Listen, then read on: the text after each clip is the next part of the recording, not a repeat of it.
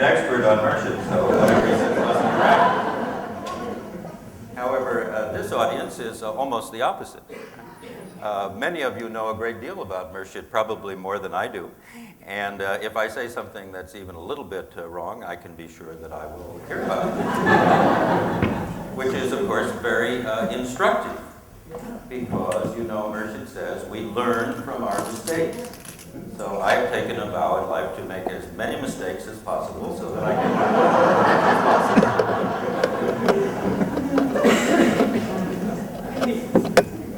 The last time that I was with you was the 14th of July, 2003. I remember because it was the national holiday in France, and when I learned that I would be speaking on that day, how should I say? I feel very little national pride with regard to France, which is not my country, despite the fact that I've been living there for 8 years. And but I did feel a little pang at being away on the national holiday because I happen to love fireworks. And they set off the most magnificent fireworks in Paris on the 14th of July every year. But in any case, I thought, well, I can make the sacrifice for the sake of the message, and here I was. So before I begin my lecture proper, I want to tell you a little bit about the experience that I had at that time, because it was one of those moments when my life turned into a Sufi story. This probably has happened to you as well. Suddenly things start happening to you, and afterwards you realize, well, this was a Sufi story. This is where they came from in the first place, probably. Someone's experience struck them as so remarkable that it became a story and then got passed on as a teaching from generation to generation. Whether this will turn out to be a teaching or not, well, you can judge for yourselves. I came here as I had for several years before, and before speaking, I had the privilege of meeting with Pir Murshid Hidayat in a back room somewhere, and during our conversation, he offered me, as he has every year, to wear a golden robe while giving my lecture.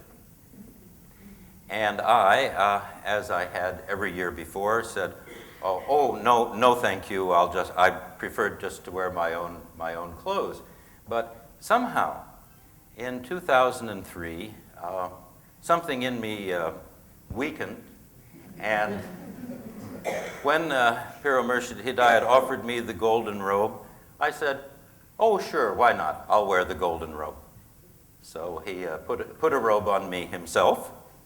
And we came in, and I came up here and stood here before the altar, wearing my golden robe, and addressed the very beautiful audience of people that I saw in front of me. People who were very, very happy to hear the things I said, because I was talking about Murshid, and everyone here loves Murshid. And because of my job, I'm able to dig up little tidbits from Murshid's teaching that people have perhaps never even heard before, which is always a thrilling new experience. And so I was very, very happy with the experience. I enjoyed the lecture. I saw beaming, happy faces in the audience. Afterwards, I hugged many people, and it was altogether really a splendid experience. And then I got on the train and went back to Suresnes that evening. The next day, around lunchtime, I thought, oh, it would be nice to go for a little walk. And my wife teaches full-time in a school that time of the year, so I didn't have my car. So I took the bus down to the Bois de Boulogne, a huge park on the west of Paris, and I started to go for a walk. There's a little lake I like to walk around there, which has the charming name of the Lac Inférieur, which I like to translate as the inferior lake. But it actually means the lower lake, but I think inferior is a better word. It's actually much better than the superior lake, which is right next door. So anyway, I was on my way over there, and I was walking along, and I was saying a practice, as I very often do when I walk, because I'm not very good at sitting, but when I'm walking, I can do practices very successfully, and I love doing that. And as I was walking along, repeating this practice to myself, I heard someone shouting over to my right, and I looked over, and there was a man there. It was a black man. He looked actually like an Australian Aborigine, and he had a big stick in his hand, and he was running toward me, shouting something like, in French, of course, but it was something like, vous avez moqué de moi quand j'ai demandé quelque chose pour manger. You made fun of me when I asked you for some money to eat. Of course, I'd never seen the man before in my life. I certainly hadn't mocked him or anything of the kind, but in any case, he just kept running toward me, and I was in, I don't know, some kind of very strange state, because I just stood there looking at him, wondering what in the world was going on, and he ran right over and hit me right over the head with this big stick. Fortunately, I was wearing a hat, so it didn't break the skin on my skull, but it literally knocked me down. I didn't quite lose consciousness, but I saw stars as I hit the ground. And then he proceeded to hit me 2 more times, once on the back of my hand, which later on swelled up to just a huge size. Another time on my stomach, which for 6 months after that turned into the most wonderful abstract artwork in all different kind of colors. And by this time, I sort of got it together to say, well, you know, why are you doing this to me? I haven't done anything to you. This is not right, I said. And he just looked at me with great contempt and said, dépêchez-vous, get out of here. And so with great difficulty, I managed to struggle to my feet. I thought I might fall over again. I was really rather dizzy. And I started walking away, and I had taken about 5 steps when I saw right in front of me, you know, those Tibetan wrathful deities. A black one. They're gods who are very, very angry. And I just saw this right in front of me. And suddenly, in that moment, I realized that this man who had attacked me was God. And I started to laugh, because I thought this was just about the best joke I had ever heard. That one day I was standing wearing a golden robe in front of the altar, addressing a wonderful audience. The next day I was lying on the ground being beaten by a madman. Okay? The high, the low, praise and blame. You know, Murshid says there must be a balance between praise and blame. Okay? So, because of my job, I receive a great deal of praise from people. Every day I get email messages of people who say, "Oh, we're so grateful for all that you do for the message," and you know, I'm happy for them that they're grateful. Gratitude is a wonderful emotion, but I don't deserve any praise. I'm just doing a job, that's all. But anyway, I get a lot of praise because of it.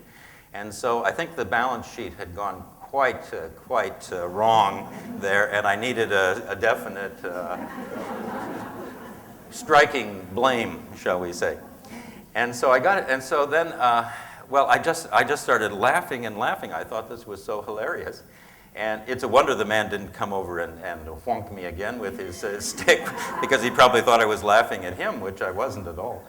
And so then I proceeded very slowly across, went back to the bus. There was a water fountain there, so I could put some water on where I'd been hit and all of that. And I went home, and treated myself and so forth. But I must say, I just kept laughing and laughing. Every time I thought about it, I laughed and laughed. I thought it was so funny. And the next day, I happened to have a chance to tell Pir Vilayat about this experience. And he looked extremely alarmed. And he said, but Sharif, you could have been killed. And I said, well, yes, I could have been, but I wasn't. So it's not so bad. My head hurts a little bit, and my hand is swollen, but it will go away. But I learned something very, very important. And people would say, well, what was that? And I said, well, I saw that this man was God. You understand? We believe that God is in every being. This is an idea that we endorse very strongly. But how often do we actually see God in that other being? Do we experience God in that other being? And for me, this was the greatest opening of my life. Because since that experience, I have found it possible to see God in other human beings far more readily than I could before this experience. It was a true heart opening for me, and it was well worth the little bit of pain and humiliation that I had to endure in order to experience that. So this experience had nothing to do with my failure to appear the last 2 years.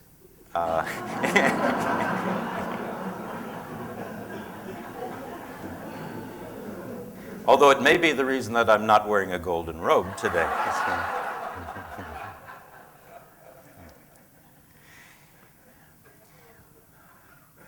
When I saw that the topic for this summer school is integrity in spirituality, I was very moved by this subject, which I think is an extremely important one. And as I thought about what I might lecture about, again and again there came to my mind the story of King Harishchandra, which was one of Murshid's favorite stories, one which he told many times to his murids in the West. We have at least 8 different versions of this story that Murshid gave in the course of his lectures, but it was also something that was extremely meaningful to him even when he was a child. In fact, it was the very first play that Murshid ever saw, the story of King Harishchandra. And that his experience of the theater led him to compose a number of plays of his own. It was an important thing to him, something he thought that was worthy of serious attention. Now, I decided to do a little research about this and try to find out, if I could, how it was that Murshid came to see this play. And I learned something very, very interesting about that. The Parsi community in Maharashtra and Gujarat, as you know, is an extremely strong community, having come from Persia several centuries earlier when severe persecution began in that part of the world. And the Parsi community has integrated itself most remarkably with the Indian population, and they did so, it turns out, very, very deliberately. Unlike what happens many times when people immigrate to another part of the world, but then they decide to maintain their own culture at all costs, and then sometimes the cost is extremely high. Eventually, of course, they assimilate to one degree or another with the major population of where they're living. But the Parsis had the idea that they wished to integrate themselves with India in a very complete way. The analogy they used was like sugar dissolving in water. They wished to become a part of India, maintaining only their religion. Nothing else. They didn't wish to preserve their culture. They wished to adopt the culture of India, but preserve their religion. And so at various times, they had campaigns to try to show that they were really, really Indians. And one of the campaigns that they had was they started a theater group in Bombay that extended throughout the Western India. in which they would travel around and put on plays representing the great classic tradition of Indian theater. They didn't put on their own plays, they put on the old Indian plays. And one of the old plays was the play of Harishchandra, a story which comes from the Mahabharata originally, but which had been adapted for the theater very extensively. In the period between 1882 and 1891, the theater troupe traveled around in Gujarat and gave 1,100 performances of the play of Harishchandra. Murshid would have been 9 years old in 1891, so he must have seen this play when he was perhaps 8 or 9 years old. He was so completely taken with it that when he got back from the theater, he rounded up all of his little friends and decided to put the play on for the benefit of friends and neighbors. And however, he said, unfortunately, his little companions were not so industrious as he was himself. They refused to memorize their parts.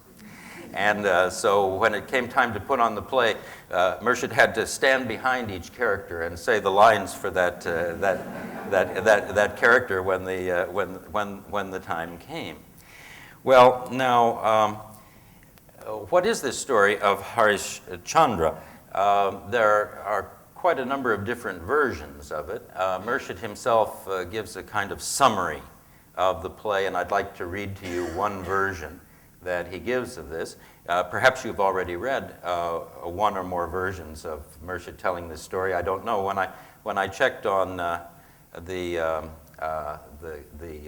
CD-ROM HIK works, I didn't find a single telling of the story on there, although Murshid told it on at least 8 different occasions. So somehow, perhaps Huzur Nawaz van Palanta did not care for the story and did not incorporate it into the... I don't know what happened to it, but it's just not there. But in any case, let me just tell you the story as Murshid told it. First, a little preface. About the word of honor, there is Harishchandra's story, very well known in India and produced as a play. People have never learned to get tired of it, Murshid says. And by the way, that's true up until today, which I'll be telling you in a little later in the lecture. And myself, it was the first drama I saw when I was a child, and it made such an impression that I came home and produced it with the other children, but they would not trouble to learn it by heart, so I had to stand behind each child and say his part. The play is very interesting about the ideal and shows a most high plane. This is Murshid speaking, I understand. Harishchandra was known to be a king who always kept his promise. And there was a discussion going on among the rishis, the great mystics with miraculous power. They discussed, is there a man who really keeps his promise? Actually, it's a kind of Indian version of the story of Job, this story. Job, you recall, was a man of perfect integrity. And when the heavenly court met, God was boasting to the angels that for once there was a perfectly righteous person on the earth. Apparently it's rather rare, perhaps you've noticed.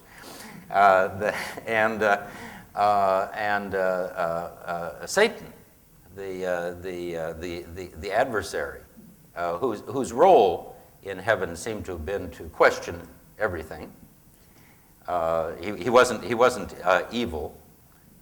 He was just a skeptic, shall we say.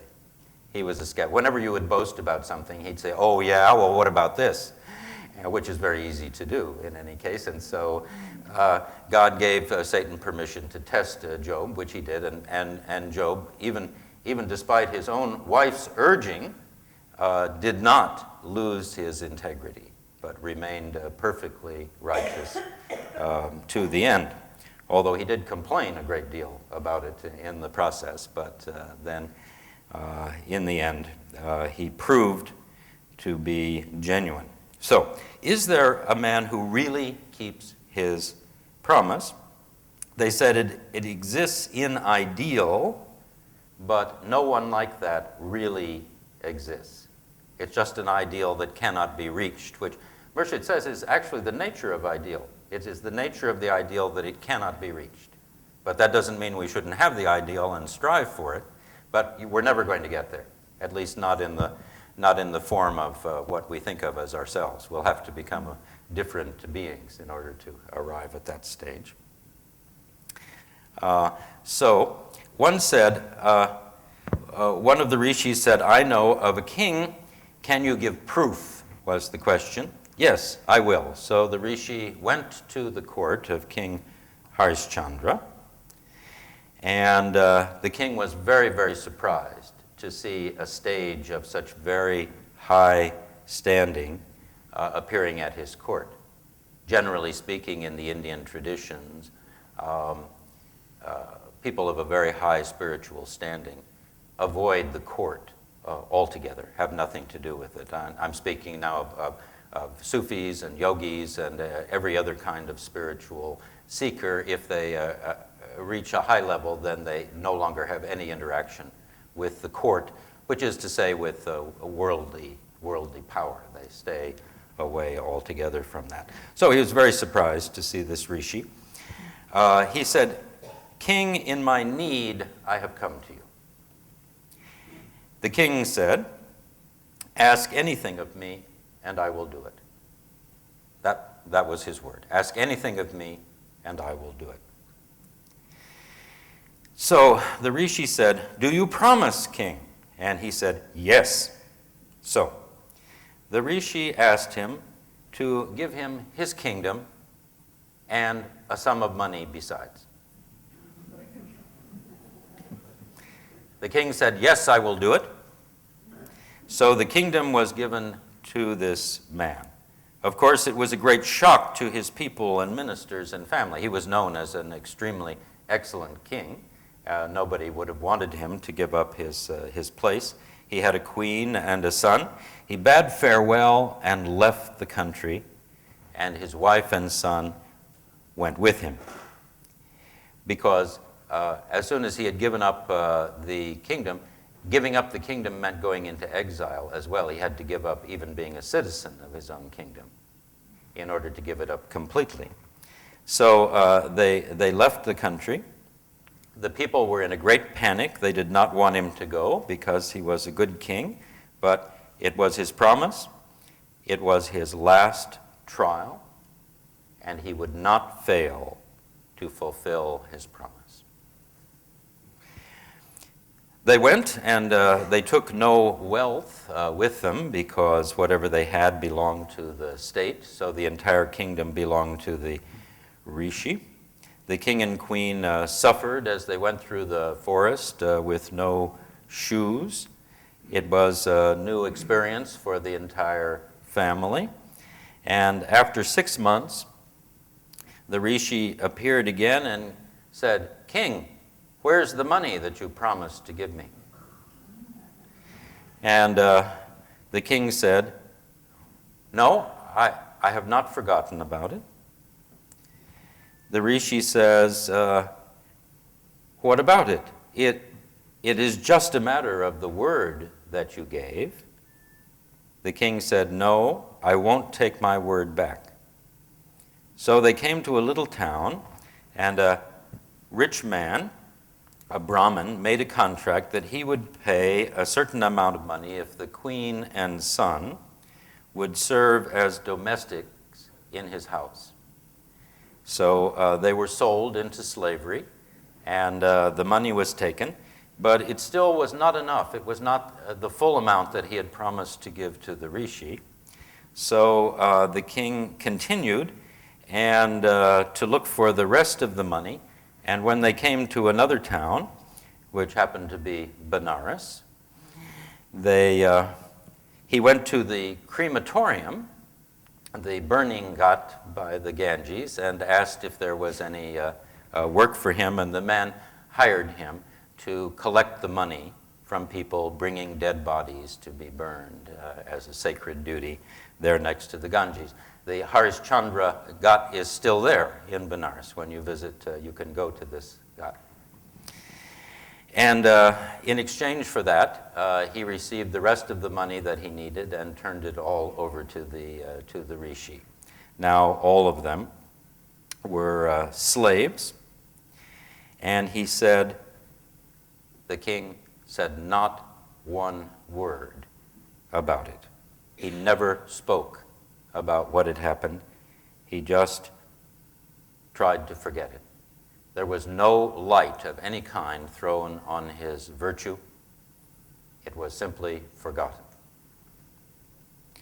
So, Harishchandra continued his life there, and the queen and the prince were working as servants. They often heard insults from the rich man's wife, who never knew a queen was serving her, doing every kind of work that came along and never saying anything about who they were. And it happened that one day the prince was sent out into the garden to gather flowers for a sacred ceremony. And while he was gathering the flowers, he was bit by a deadly serpent and very quickly died there in the garden. This was a last shock to the queen. He was her only child, and now he was gone. There were no friends to call for the funeral. She had to carry the dead boy somewhere herself, and when she came to the crematorium, there was Harishchandra standing at the gate, collecting the money, the tax collector. He saw a sad woman. He did not recognize her. She did not recognize him. He said, "Woman, have you brought your tax?" She said, "No, I am too poor." He said, "My master does not allow anyone to be cremated here who does not pay the tax." Then he recognized his son and the queen and saw her grief, but he stood firm on his duty. This was his last trial. He could have had his son cremated, but still he stood firm.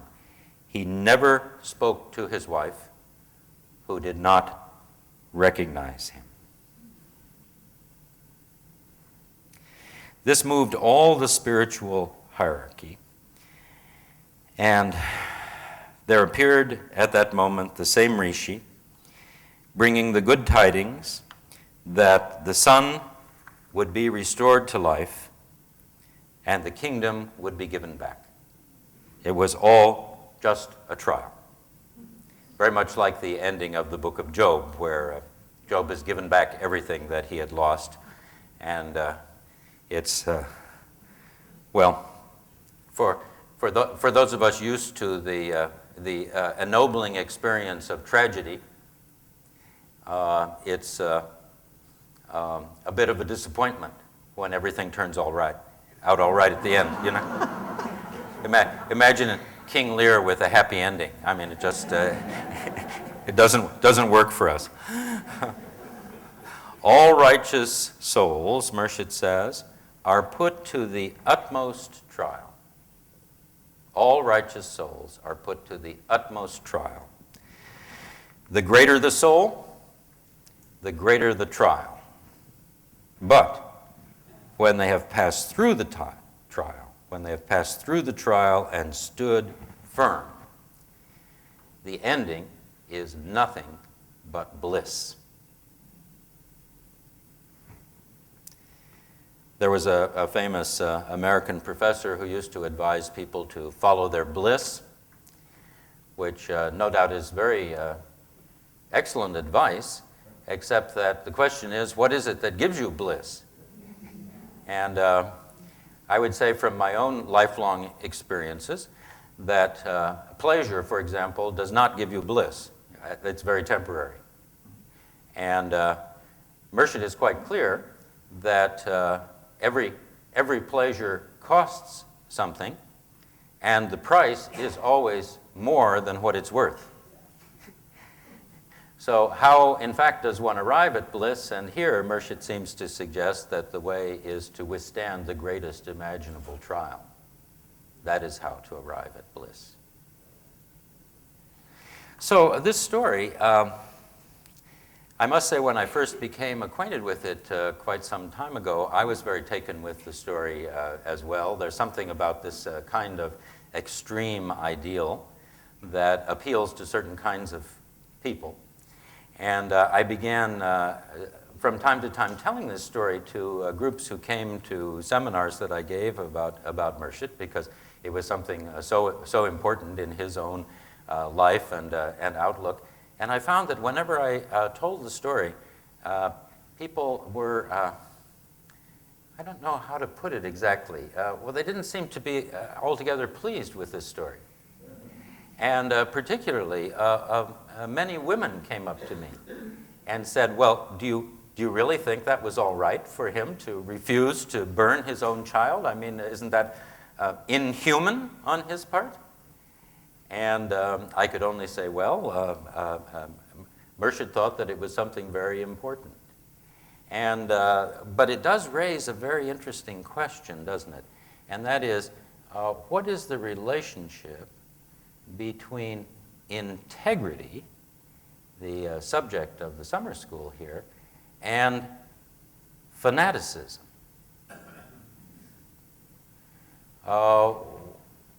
What does it mean to stand on principle in the way that Harishchandra did? Perhaps you recall that in the original form of what later became the 10 Sufi thoughts, they started out in London as the 7 Sufi teachings, and then later evolved into the 10 Sufi thoughts. And in the 7 Sufi teachings, the second one was never to be enslaved by principles. Murshid said repeatedly that principles are to use, but not to be enslaved to. They're our tools, they're not our masters. And yet he gives an example here of someone who takes his principle so seriously that it takes him apparently beyond a normal human emotional reaction to a situation. And this is not so unusual in the ancient literature of spirituality. There are several instances given in the old Sufi literature where the final test of a Murshid is that he receives word of the death of one of his children. And as a mark of his great advancement, he is supposed not to be moved in any way by this information. If he were to be upset by this news, it would be evidence that his emotional life was not very advanced, given in weakly to human emotions. Well, I think to me this points up a huge cultural divide between the ancients and us, between what I might call the pre-psychological and post-psychological human beings. I think the whole way that we look at ourselves has changed radically over the last 100 years or so. And we can't go back to the old way of thinking about human beings any longer. That it was a naive way of looking at human beings. But then what do we do then? Because, of course, our religions and our spiritual traditions all come out of that pre-psychological world when we had a very different understanding of ourselves, the motives of our behavior, and so forth. So what does one do then with the aspects of these teachings that seem to tend toward a fanatical devotion to principle. And in fact, as everyone knows, certain individuals, out of what they take to be their extreme devotion to principle, are now causing endless trouble in the world that we inhabit. And I'm not speaking about any one group or another. There are plenty of them around. There's plenty of blame to pass around in this area. And it all, to me, is a leftover from a world long ago now. All of this is inappropriate to who we have become as human beings, but it continues nevertheless. Murshid himself says that the level of evolution of humanity is such that there would never be a war, except human beings don't wish to have a war, but unfortunately it's a political system stuck in outmoded ways of looking at things that causes these things to happen, and we're powerless against that for the moment, although we hope one day we will be able to go beyond the limited vision of our political leaders. Well, I'd like to just cite a comment that Murshid made about the story. There apparently was in 1919 in England something called the Oriental Society put on this play in England, and Murshid mentions this also. Harish Chandra, a king who had as a principle to be faithful, to be truthful, to be true to his word. And there is a time when he was sold into the household of a person who made him keeper of a graveyard. And there he saw, after a separation of many years, his wife. And when his wife brought the dead son to be buried, she had no money to pay for the burial. There was a struggle that it was his own child, his own wife. I'm happy to say Murshid says there was a struggle. He didn't just negate all of his own feelings. He had to struggle with them because of his principles. She was so poor that she could not pay the money, and he was appointed by his master to ask for money for the work. And he recognized the child, but never allowed his heart to show out its deep sadness. He felt the deep sadness, but he did not allow it to show. It is a question of control of the feelings. He did not allow her to enter without paying, for he was appointed for that purpose. He went through a sorrow which was worse than death, yet kept to that principle. The ideal always will make an appeal to you, however fanatic it may seem, however reasonless, however lacking in logic.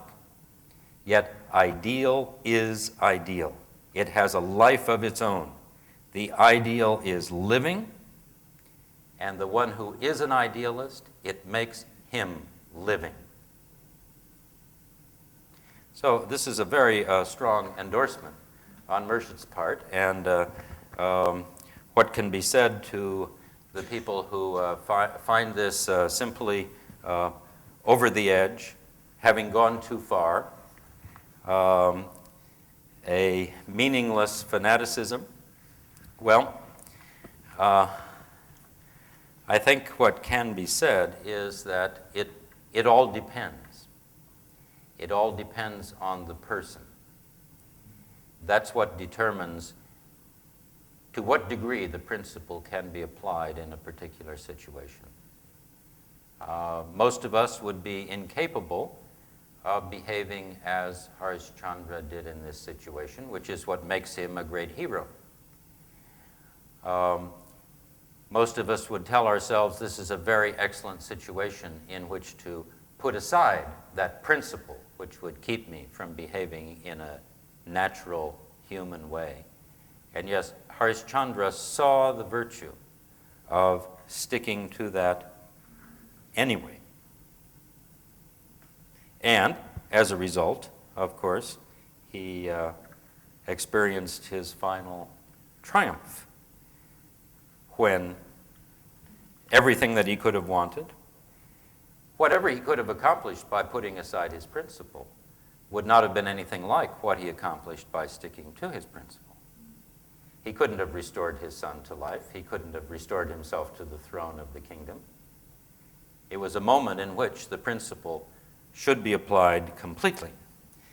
Now, what about this question of fanaticism, sticking to one's word?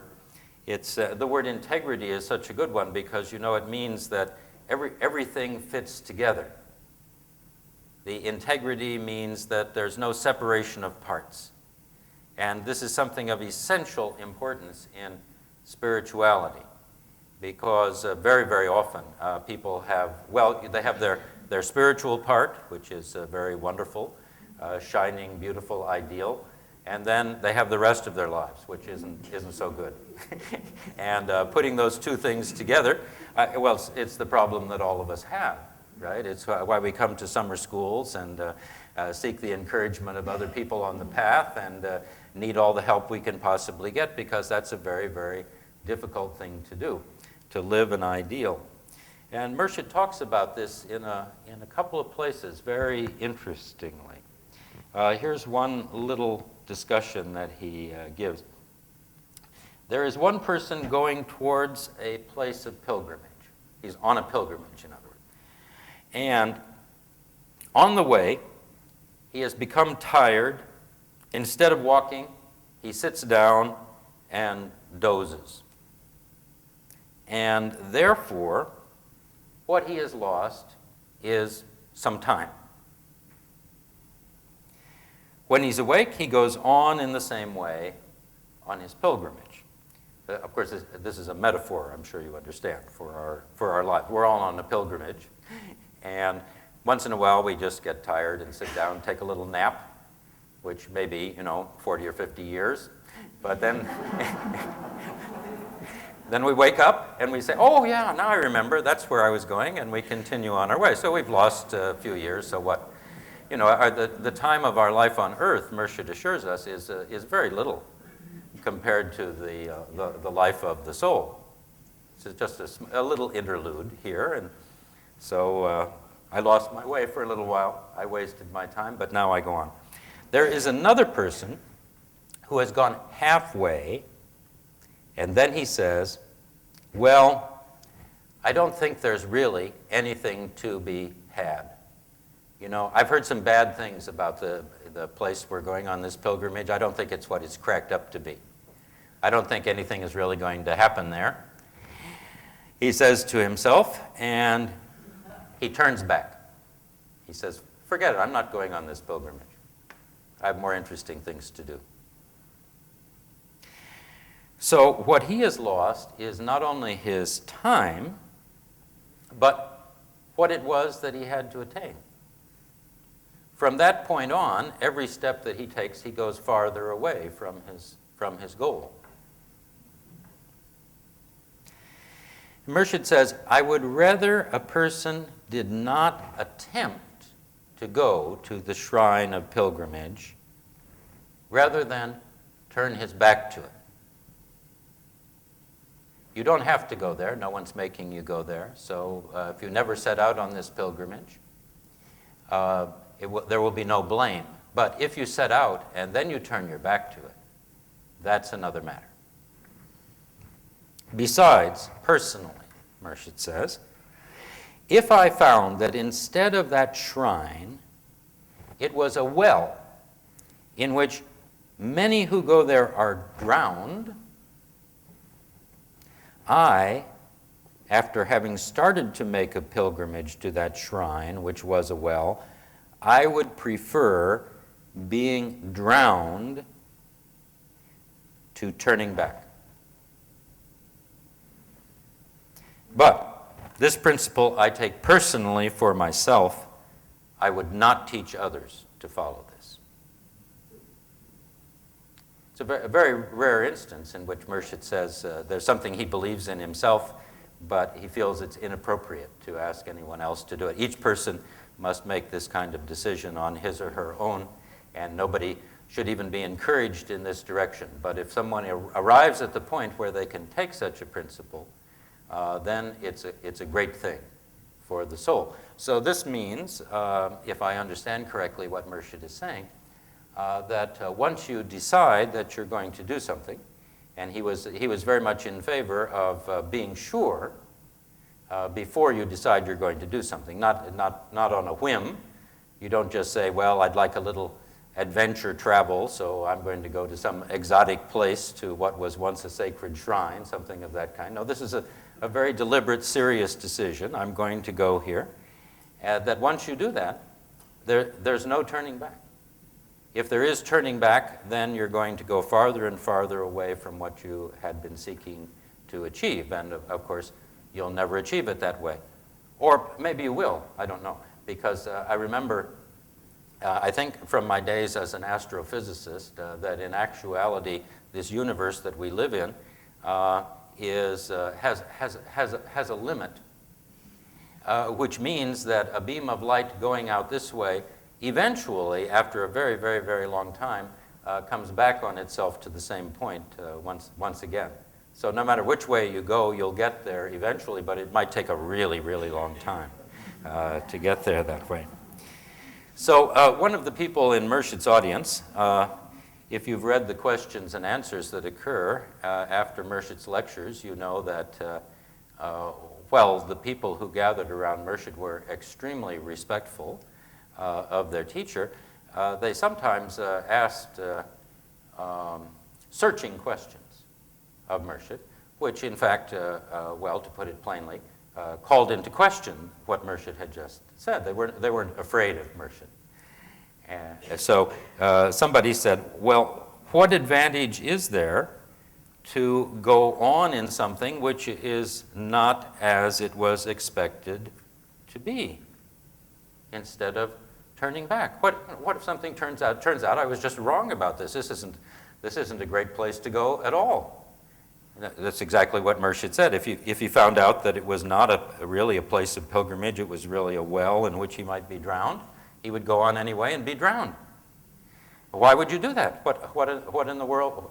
In other words, the person was saying, well, you know, what's the matter with you, Murshid? Can't you see that it's sometimes you need to change your mind when you find out that something is not what you expected it to be.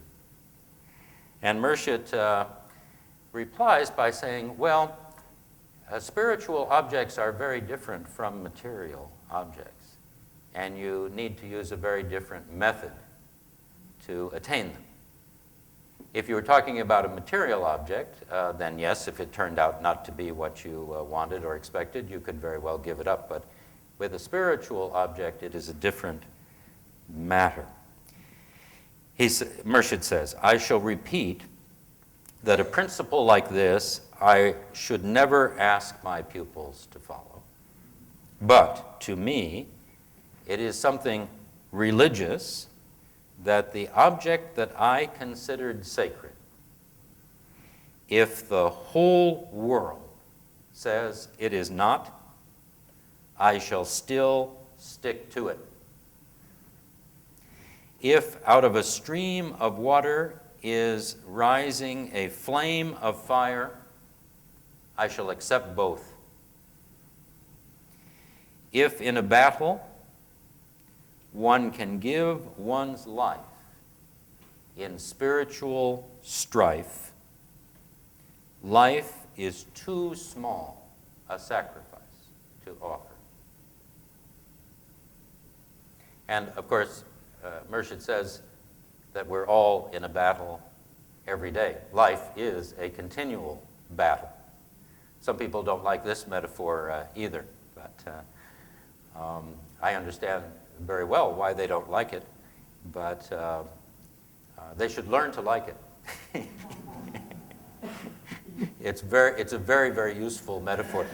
Some people say, well, men like that kind of thing, you know, battles and fighting and all of that, but it's not for women. They like to be inclusive. And then can quote to them one of the very few sentences that Murshid recalled from his own teacher, Abu Hashim Madani, a Persian verse that Murshid Madani wrote, saying, when I decide to make friends with my little self, it uses the opportunity to prepare another attack. So there are no treaties in this battle. I'm sorry, yes? Oh. When I decide to make peace with my little self, the false ego, the nafs, when I decide to make peace with my little self, it uses the occasion to prepare another attack. So there are no ceasefires in this battle. It goes on all the time. So, if in a battle one can give one's life in spiritual strife, life is too small a sacrifice to offer. Besides, I consider it is not life which is not sacrificed for something worthwhile. It is death. By sacrifice, I do not mean suicide. By sacrifice, I mean rising above death. When a person no longer holds back his life from what he desires and wishes to have, well, his life is blessed. When a person no longer holds back his life from what he desires and wishes to have, well, his life is blessed. So,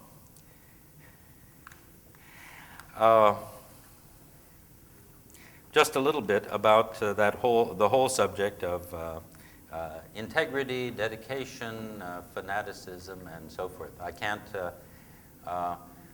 reach a conclusion. That is to say, I can't tell anyone what to think about Murshid's teachings on this subject, because, as usual, his teachings are rich and many-sided. Murshid doesn't have simple little solutions to every problem in life. Murshid has a way of looking at things which is large, which is expanded, and he invites us to take a similar view. And when one does take such a view of life, often the things that are very clear to people who have a narrow view become very unclear from a larger point of view. But I did want to mention just a little bit about the history of this great play, which Murshid was so touched by. In the course of my researches, I discovered that the very first feature-length Indian film, produced in 1913, was Harish Chandra. It is a film which now only exists in fragments, unfortunately. There are no complete copies of the film, but it was a great Indian actor by the name of Vinayak Prasad Talib, who both created the movie and played the principal roles in the movie. When I say the principal roles, he played Harish Chandra and Harish Chandra's wife in the movie. That is because in 1913, no woman could be found in India who was willing to stand in front of a movie camera. It was considered highly inappropriate for women to do such a thing in that time. This great actor and film producer holds such a very high status in India that the equivalent of the Academy Award given in India is named after him to this day. And his favorite story, obviously the very first production there ever was of a full-length film, the beginning of Bollywood, was the story of Harish Chandra. However, that's not the end of the story, because the story remains extremely popular in India even today. 2 years ago on Indian national television, there was a 20-part series on the story of Harish Chandra, amazingly enough. I haven't yet seen it. I ordered it. It's on 4 DVDs, which are making their way from India to me, and I look forward very much to seeing it, except, of course, they forgot to say what language it's in. And I'm hoping against hope it will be in English, which is the common language of India, but it could be in something quite incomprehensible, in which case the joke will be on me. But perhaps I can find someone to give them to, if that's what happens. Oh, all right. Right. And one further very small note is this, that well, a play which is dedicated to such an extremely high ideal, and a story such as this one, inevitably provokes in some people a highly contrary reaction. And this happened, a great playwright named Pamal Sambanda Mudaliar, who actually was one of the most prolific playwrights in India, wrote 96 brilliant plays, which are known very widely in India. At one point, decided to write a spoof on the story of Harish Chandra, which he named Chandrahari. And Raja Chandrahari was the exact opposite of Harish Chandra. He was totally dedicated to falsehood. And in his case, the wager was, could anyone get him to tell the truth under any possible circumstances? And so the play is all about people trying by the cleverest possible ways to get him to tell the truth, but they never succeed. Never once does he ever say anything that is true. And apparently the play is extremely hilarious, according to the review of it that I have read. So, I wanted to take this opportunity to explore with you a little bit this very special story from Murshid's youth, which continued to be important to him till the end of his life, and what it meant to him in terms of principle and commitment and integrity in spirituality. I believe it's a very instructive story, and I think probably the most instructive aspect of it is how it kind of sets our teeth on edge, because it teaches us that we have certain cultural assumptions that can stand in the way of spiritual realization, and that one of our jobs is slowly, one by one, because it's extremely painful, to peel away these layers of cultural assumptions that keep us from seeing ourselves and our situation as clearly as it needs to be seen if we are actually going to make that next step forward on our spiritual path. I just wanted to add one small note, which is that there's another version of the story where the ending is slightly different from the way in which Murshid told the story. In this version, Harish Chandra, guarding the cremation ground, here's his wife with the dead body of their child approaching, and he goes to help her perform the last rites, recognizing her immediately, and seeing that the boy was dead, he was, of course, filled with grief. But since he had to perform his duties, he had to ask for the tax to be paid. Now, in this version, his wife recognizes him also immediately. She knows who he is, and he says, "The Dharma for which I relinquished my throne, yourself and my son, for the sake of which I became a slave here, and you became a maidservant, I will certainly not abandon that Dharma at this juncture. So, I need your help to stand firmly on my religious path. In other words, in the relationship between him and his wife, he needs to find the strength to remain firm. And his wife is completely faithful to her husband. She sees the rightness of what he says, that this is not the time to change. And so she says, well, I have nothing left with which to pay the tax. Already my sari I have torn in half to make a burial shroud for our son, but what is left of it, I will tear it in half again and give you half of the sari as a payment. And it is at this point, in this version of the story, that the gods and rishis looking down from above are so touched that they relinquish, come down, bring the boy back to life, and put Harishchandra back on the throne once again. Now, to me, this is, psychologically speaking, a much more meaningful version of the story, that the two of them both understand the rightness of what he has to do in those circumstances, and that she does indeed support him and give him what he needs, and that it is her faithfulness that moves the gods and rishis to their final action.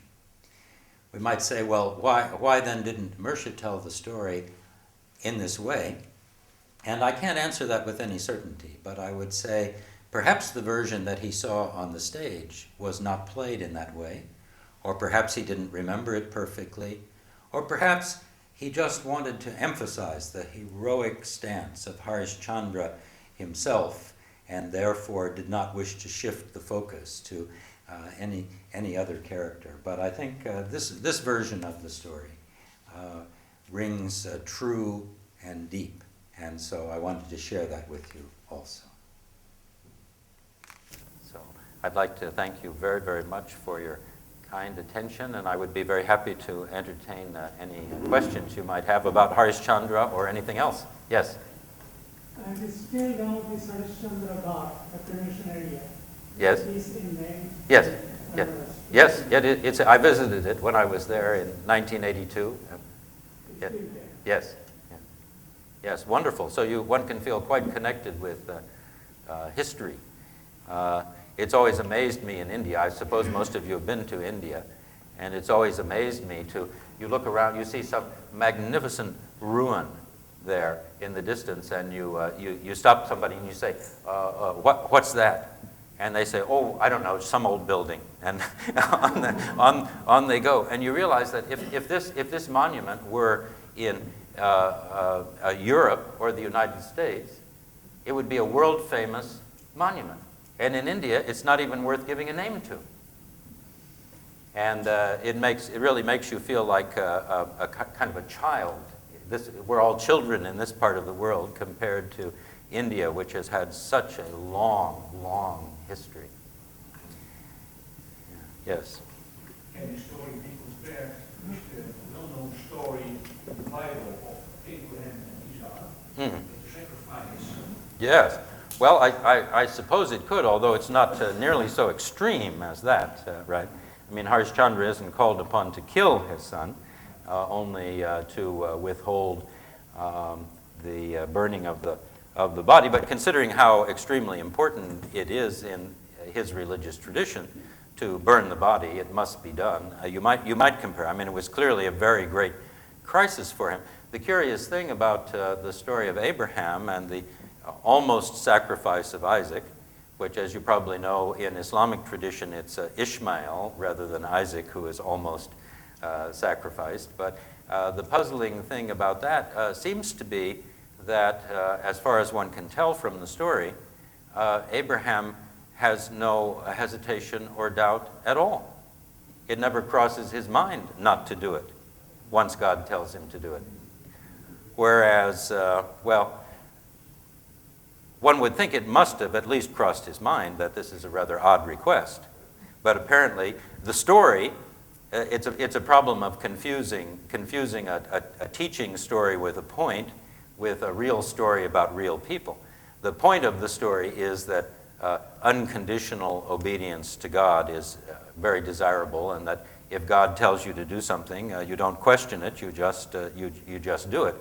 Of course, for us, post-psychological, we say, well, you know, how do you know that it was really God speaking? Would God really tell you to do something that's bad?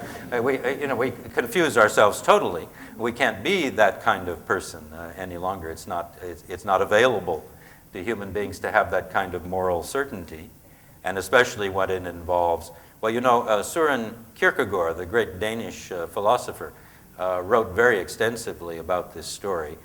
His book is called Fear and Trembling. It's a magnificent commentary on that story in which he says the story exemplifies what he calls the teleological suspension of the ethical, which is a fancy way of saying if the end is good enough, then it justifies suspending your sense of right and wrong in achieving that end. In other words, the end justifies the means. But that's, of course, another debatable topic. Right. Yes, yes, indeed. Question. Could you repeat the line you said twice? I didn't get it. It's a quotation that Murshid gives of a Persian verse written by his teacher Abu Hashim Madani, who evidently spoke Persian well enough to write poems in it.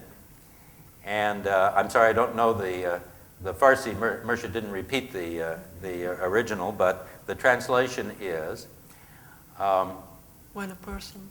if this is a person, if I decide to make peace with my little self,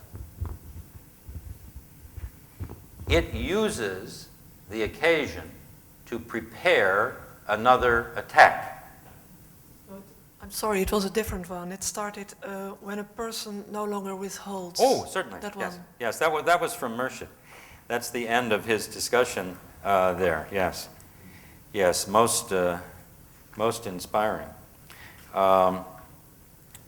When a person no longer holds back his life from what he desires and wishes to have, well, his life is blessed. I could add a little footnote to that, since that's what I do all day long, is make footnotes, so I can at least slip one here into the lecture. Usually lectures don't have footnotes until they're printed, but anyway. But I would like to just point out that when Murshid's dear Murshida, good enough, his editor, came to prepare this to include in a publication, she changed it slightly. When a person no longer holds back his life from what he desires, Murshid says, but Murshida Goodenough changed desires to considers spiritual. A typical editorial change. It sounds a little dangerous to give your life over to what you desire and wish to have. Heaven knows what might happen if you did that. So it has to be, you have to consider it spiritual before you can give yourself to it, at least in the good Murshida's view. But Murshid just said what he desires and wishes to have. That's what, you can't hold your life back from what you really desire.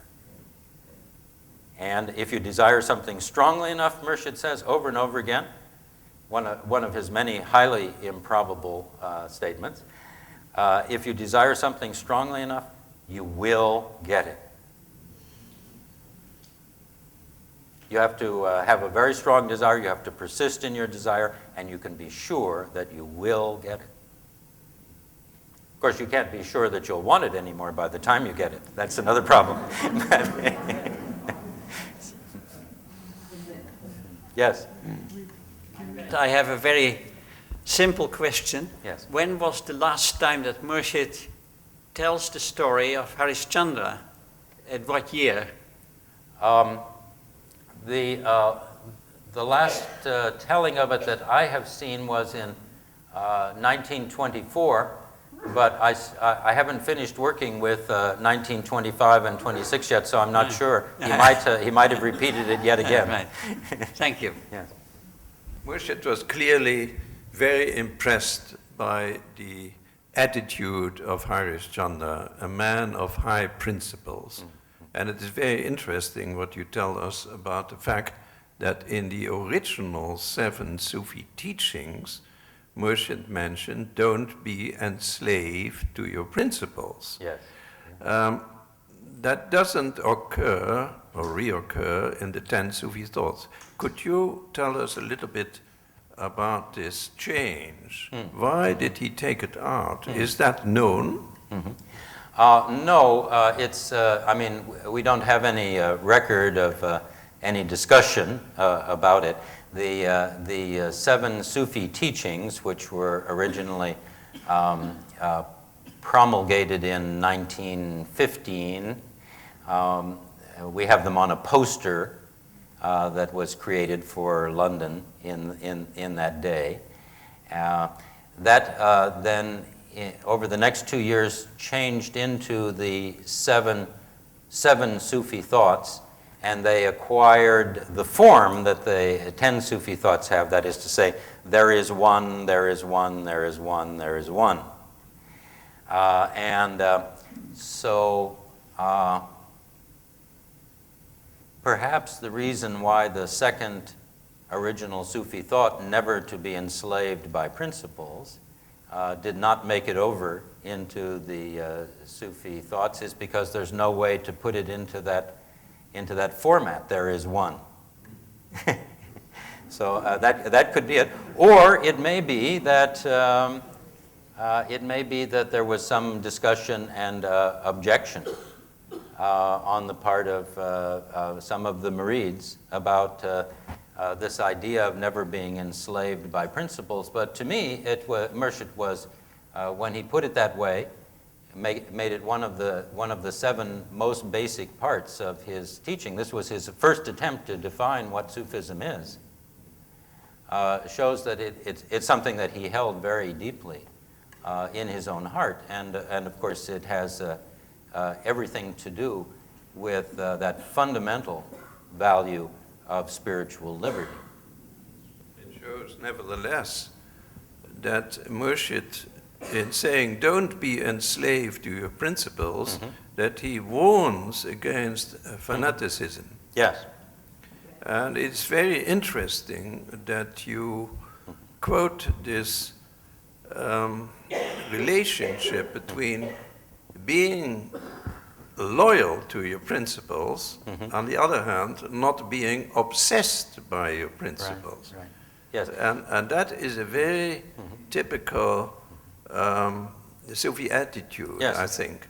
Yeah, the important thing is that not to be enslaved by principles doesn't mean that one need not follow one's principles, but that one need not follow them unthinkingly.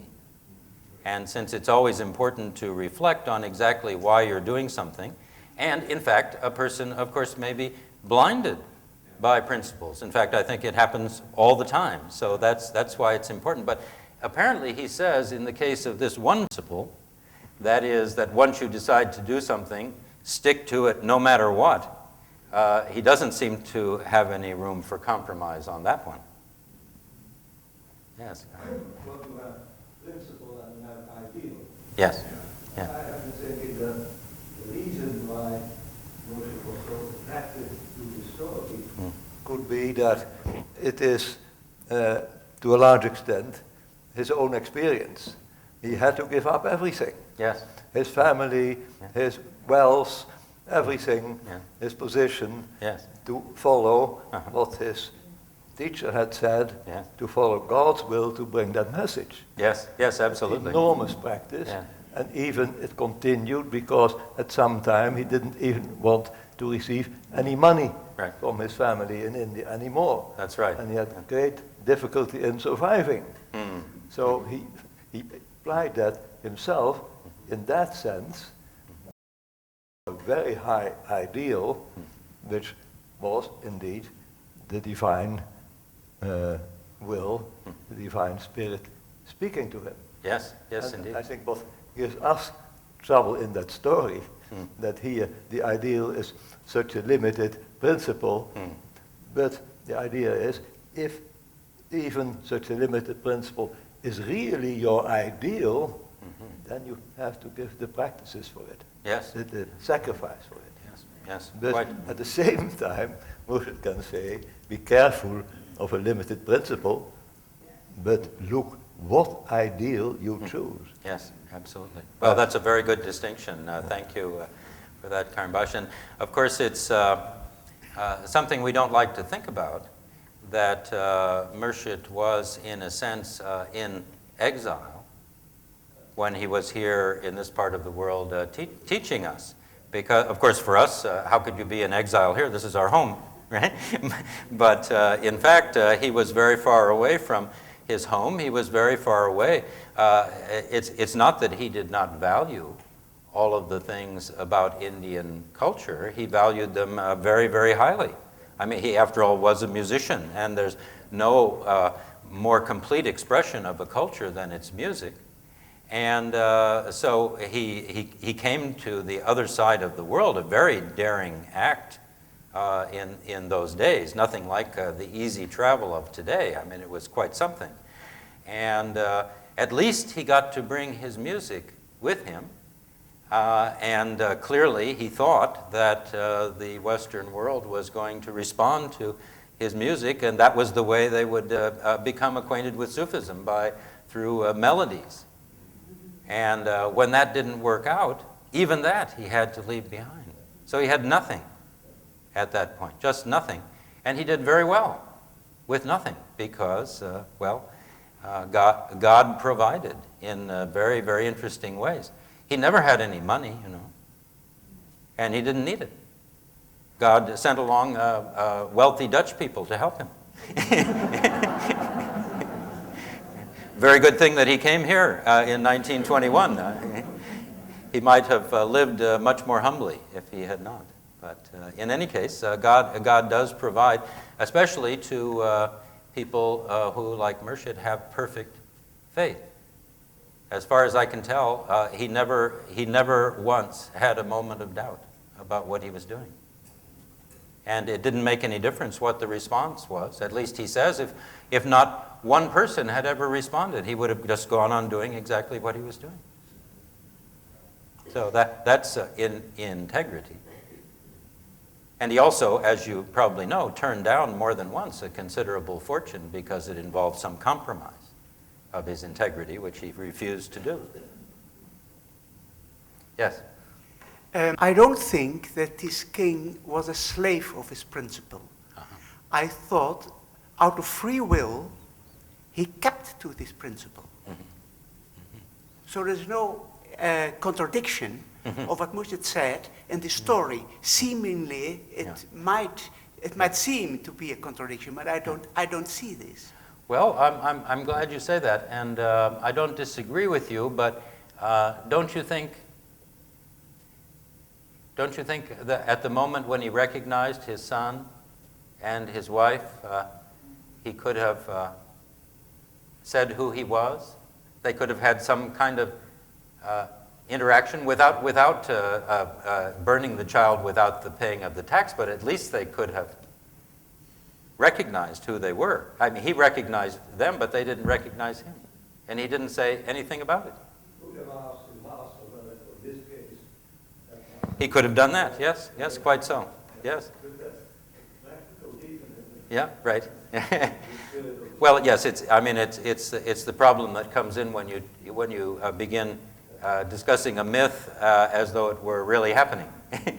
It would miss the whole point. And the point is the point in a story like this. And the point is not to give in to a lesser solution just because it seems to be possible, whereas the most desirable outcome seems impossible. Don't give it up for that reason. Don't change direction because it looks like it wasn't what you thought it would be. Go to the end. Very recently, in one of the volumes, that Murshid says, you must not live your life in such a way as to cause offense to other people. Which, in a way, contradicts the whole story of sticking to your principles and being a rock, you know, Yes. unmoving. Yes. Well, yes, it may be the way in which you stick to your principles. I mean, there's one way of sticking to your principles, which is to attack those who disagree with you. And there's another way of sticking to your principles, which you might call the inner way.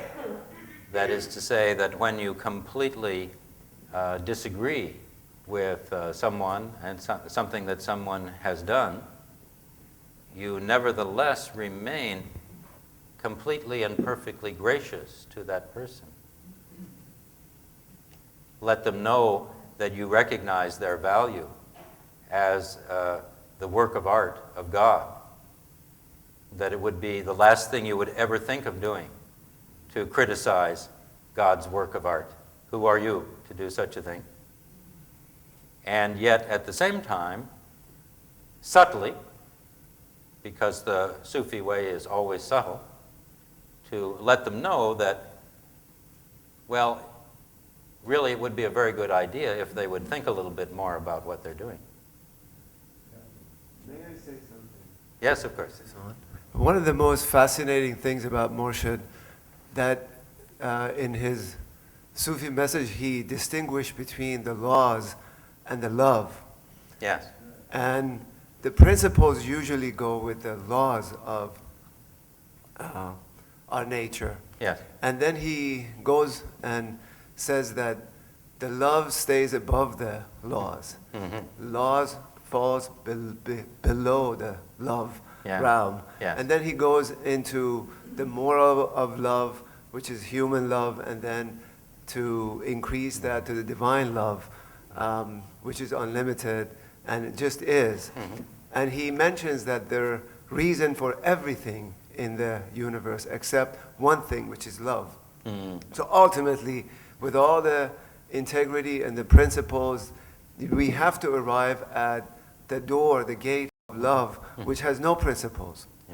Yes. To me, that's another way of finding and dissolving all the principles into one ultimate goal, which is love itself. Yes.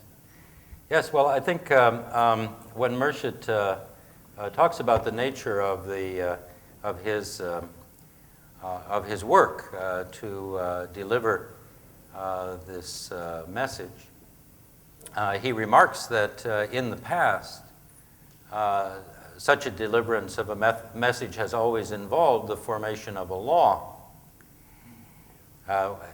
With every great religion, there's a law that accompanies it, although there can be debate over that law within the tradition, but there is a law.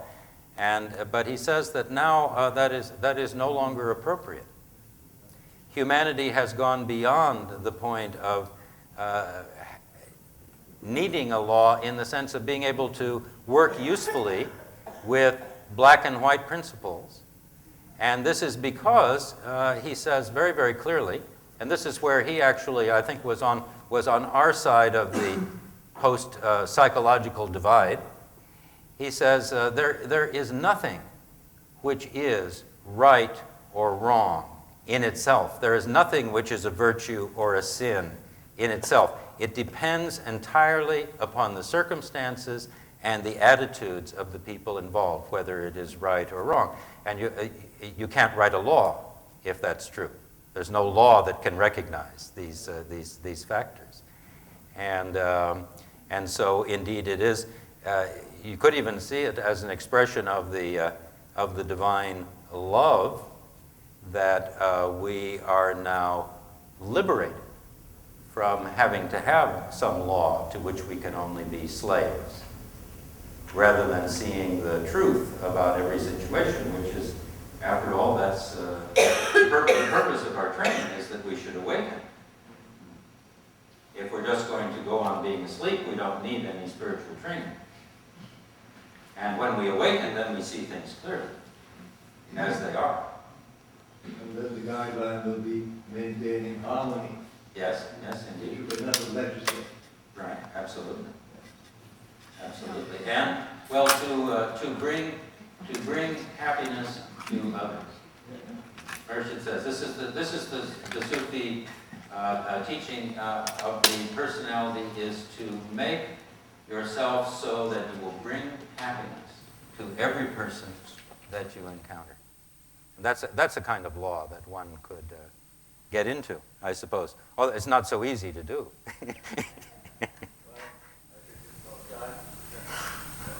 Thank you, Sharif, for a very fascinating lecture. It is a wonderful thing that you go through all these manuscripts and writings and so on. That you always find something that is new for us. Yes. And surprising. Yes. And stimulating. Right. Yes. And raising questions. This was a very stimulating lecture. I think we all enjoyed it extremely. It gave us something to think about, to ponder about, and showed us even more clearly how high an ideal Murshid had, and how important he considers a real ideal. Absolutely. Thank you Well, so much. thank you.